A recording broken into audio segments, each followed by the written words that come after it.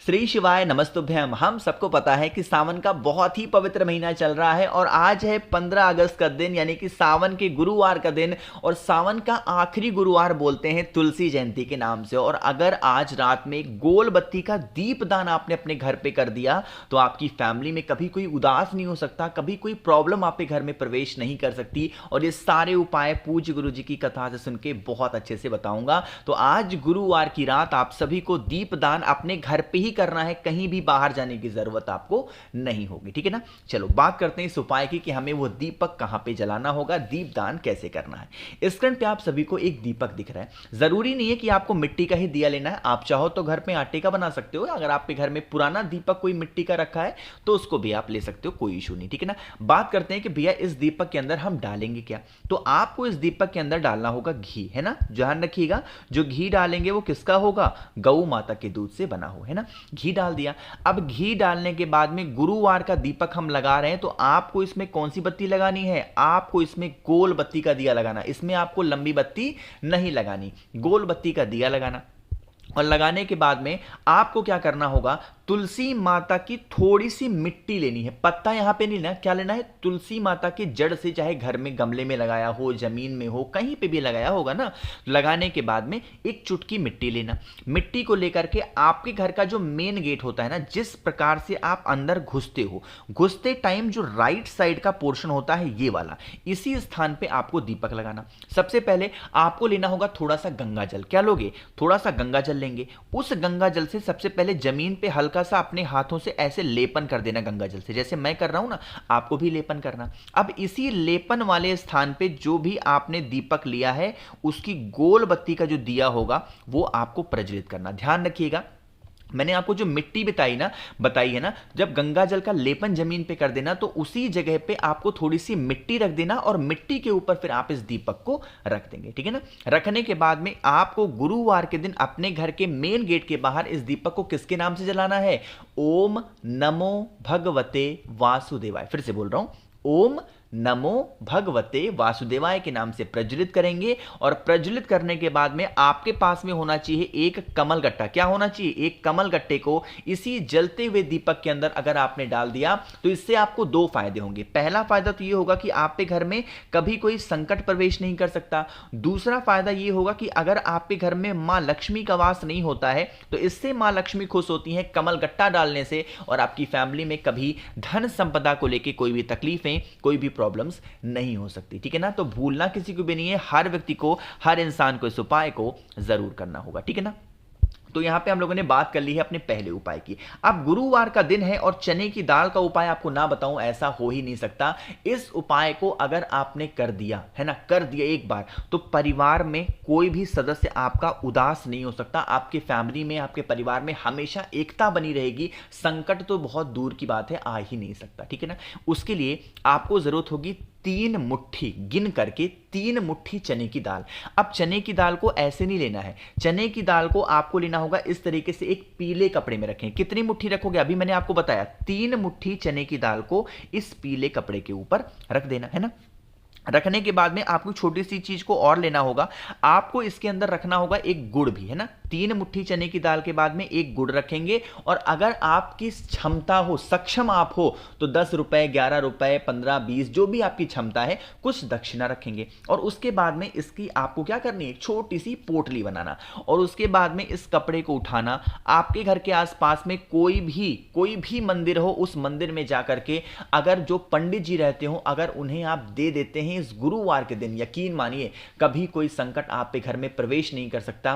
Family भी आपकी खुश रहेगी और आपके घर में मां लक्ष्मी का भी वास हमेशा बना रहेगा। इससे आसान उपाय, इससे छोटा उपाय कोई भी नहीं हो सकता। तो आप सभी को जरूर करना होगा, ठीक है ना। तो यहां पे 2 उपाय की हमने बात कर ली है। आगे बढ़ते हैं बस वीडियो के हम लोग अपने तीसरे उपाय की तरफ, लेकिन कैसे करना है और क्या फायदे हैं मैं आपको तब बताऊंगा जब आप सभी लोग कर देंगे वीडियो को लाइक। मेरे जितने भी भाई बहन आवाज मेरी पहली बार सुन रहे हैं, चैनल को जरूर सब्सक्राइब करेंगे, ठीक है ना। देखो सबसे पहले बात करते हैं इस उपाय के फायदे की, लेकिन उससे भी पहले बता दूं कि अगर आपको मुझसे कुछ चाहिए हो, आप पूजा पाठ करने में सक्षम नहीं हो पाते हो, आपके पास सारी सामग्री नहीं हो पाती है, आप मुझे मैसेज करिएगा 9005643345। इस नंबर पे मुझे मैसेज करिएगा, मैं आपके घर तक उन सभी चीज़ों को डिलीवर ज़रूर करूंगा, ठीक है।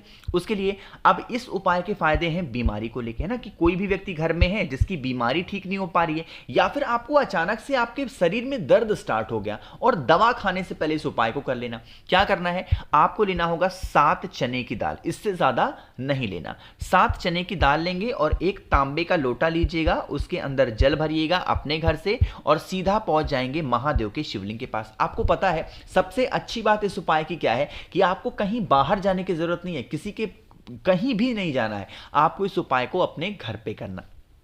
फेस रखिएगा उत्तर दिशा यानी कि नॉर्थ डायरेक्शन। अब यहां पे करने के बाद में जो आपके पास में जल मैंने बताया, सबसे पहले 1 लोटा जल चढ़ा देना महादेव के शिवलिंग के ऊपर।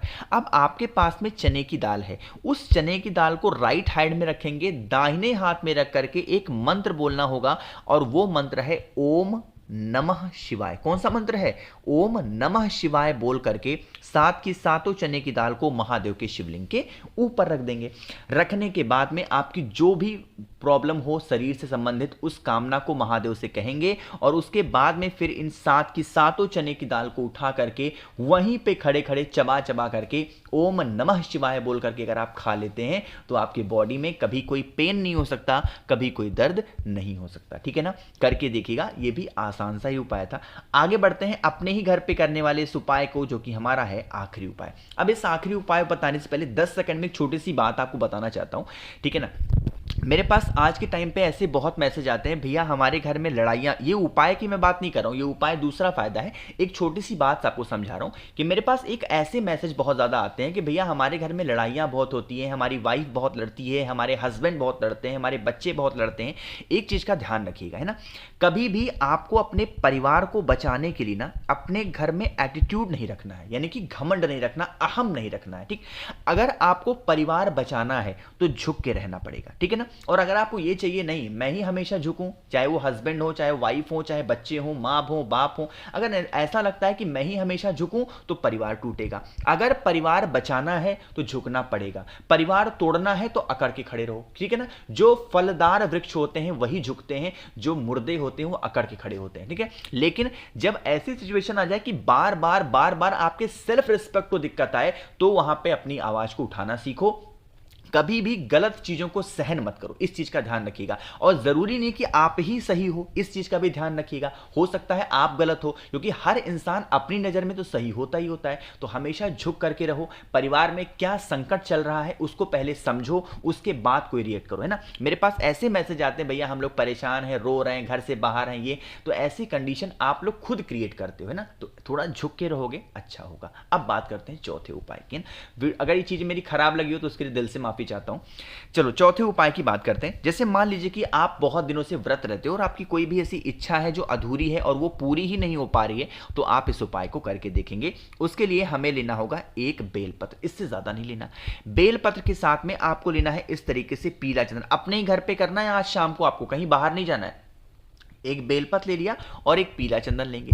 बेलपत्र के ऊपर जो पीला चंदन होगा उसको तीनों पत्तियों पे लगा लेना, ठीक है। जितने अच्छे से लगा सकते हो तीनों पत्तियों पे बेलपत्र पे लगाएंगे। साथ ही साथ एक शमी का पत्ता लेना, शमी के पत्ते के ऊपर आपको कुछ भी नहीं लगाना, ऐसे ही सिंगल शमी का पत्ता लेंगे।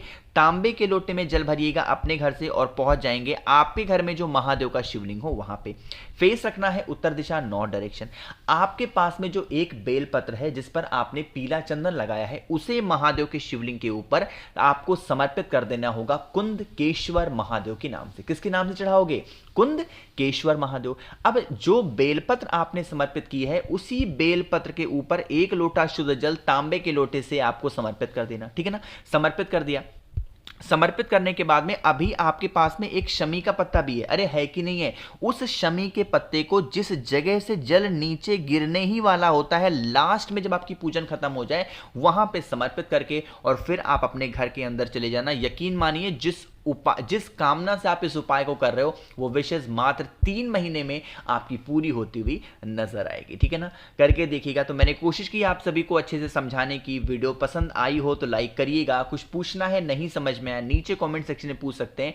मेरे जितने भी भाई बहन आवाज मेरी पहली बार सुन रहे हैं, चैनल को जरूर सब्सक्राइब करेंगे। ठीक है ना, श्री शिवाय, नमस्तुभ्यं।